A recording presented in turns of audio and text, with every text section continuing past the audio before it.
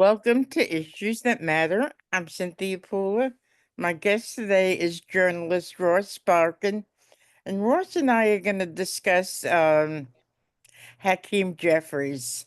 So, Hakeem Jeffries' first uh, go around for Congress was in 2012. And I think it's kind of controversial.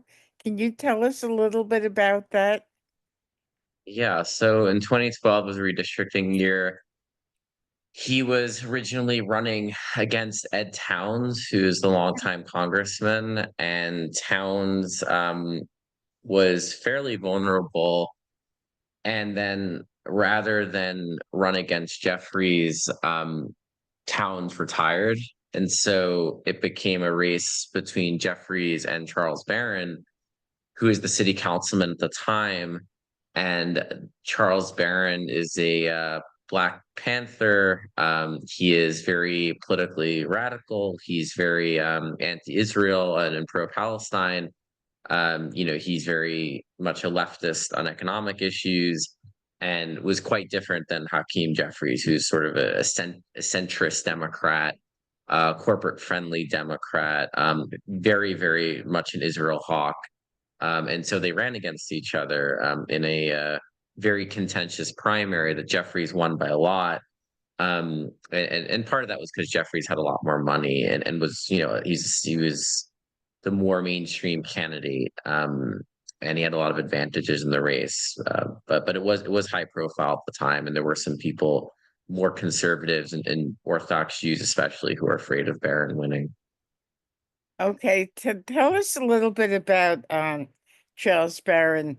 The reason why Jeffries won so big was because of the endorsement that David Duke gave Barron. Can you tell us a little bit about that?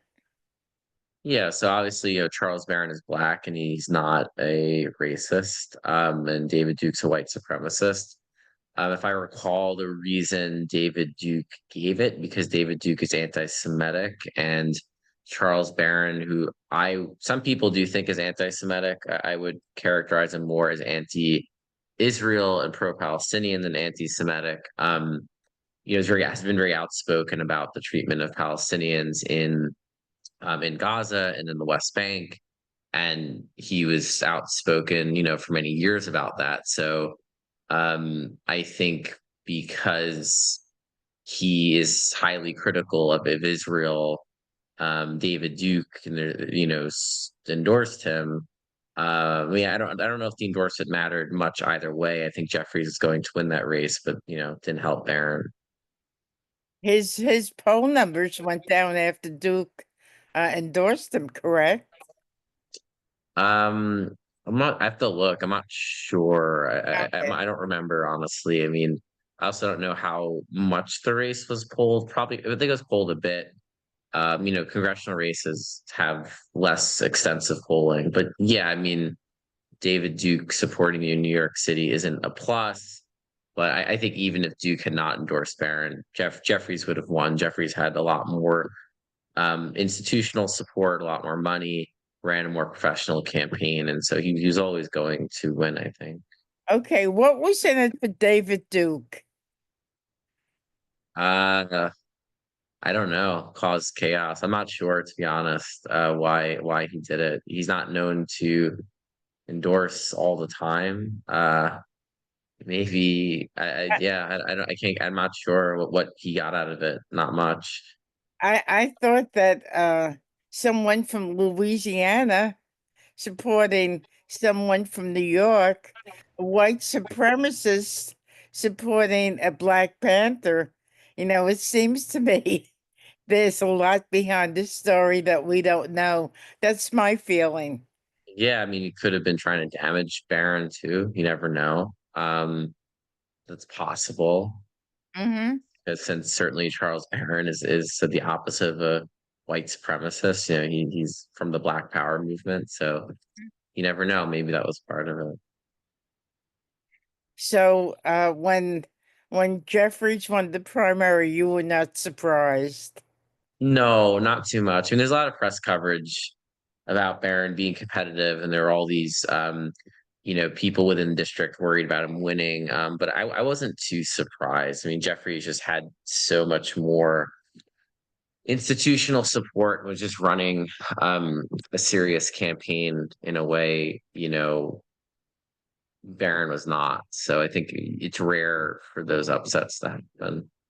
But Charles Barron had quite good name recognition. He's been around politics for a long time. Yeah, he did in his part. So Barron represented a part of the district in East New York. He was councilman there for more than 12 years in his first stint. And then he came back for another term. His wife was also a city councilwoman in the state legislature. They would actually trade seats. He went to Right. the state assembly as well. Um, so he was known in his part of but it was a big district. It spanned a big part of Brooklyn. So he had his support in sort of a working class part, but there were a lot of other parts of the district, including white parts of the district, that were not going to support Barron. And so when Jeffries got the leadership position, um, when Nancy Pelosi stepped down, I mean, he's only been in Congress since 2012. Were you surprised that he got up the ladder so quickly? Yeah, I mean that was impressive. I mean he rose very fast. There's no doubt. That's a testament to his skill, some luck and timing involved. Certainly, Joe Crowley getting defeated by AOC opened up Right, a slot for him to move. Crowley was ahead of him in seniority. Um, the top of the party with Pelosi and Hoyer were a lot older. So Hoyer, who right. was never going to be speaker, he's about the same age as Pelosi. So some of it, the timing was good, as is true in politics, and it's a testament to his own skill, his ability to build coalitions within the caucus to be acceptable to different ideological factions. He's a very smart person, Jeffries, and he is very competent and um, he's very disciplined. So, on one hand, it's surprising that it happened that fast. On the other hand, he is a talented politician. So he's will be speaker at some point. That will happen, I think, maybe after this midterm. Time will tell, right? Yes, yes, yes, yes. So you think that Jeffries is a talented politician? Yes, no, definitely. Absolutely. Do you think that Barron was a talented politician in his own right? Yes, no, I think so. I mean, Barron was very popular in his district. He did bring resources there. He was very, very charismatic public speaker. He was not a coalition builder in the same way. He very much was on his own island. But yes, I mean, Barron, I dealt with him a little bit. He could be very charming.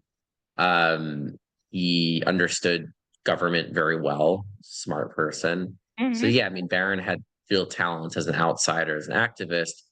I think he didn't quite coalition build as much, and so he always operated kind of his own little institution in his district and didn't broaden it out very much. But yes, I mean Barron was unique and was talented.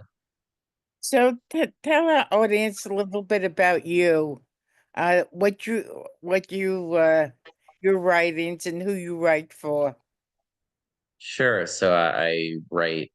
I'm a journalist, some essayist, columnist. I write novels as well. I have a column at New York Magazine. I contribute to the Times Magazine. I do a Substack newsletter as well. So I write a lot on politics. I write on culture, on literature, and various topics. But certainly, New York politics is something I know pretty well, and Right. have a institutional memory of now. And you also ran for the New York State Senate a few Yes, I did. times back. Yes, in 2018, I ran a Democratic primary. I did not win, but I enjoyed the experience, and it certainly was very illuminating.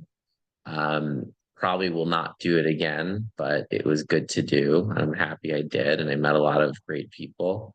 Um, and you have memories you take with you forever. Mhm. Um, and it's tough. It's very tough to do in terms of the time commitments, the fundraising. It's really nonstop when you're in it. So I don't miss the grind too To go much. to go from a journalist to a candidate, was that very difficult for you?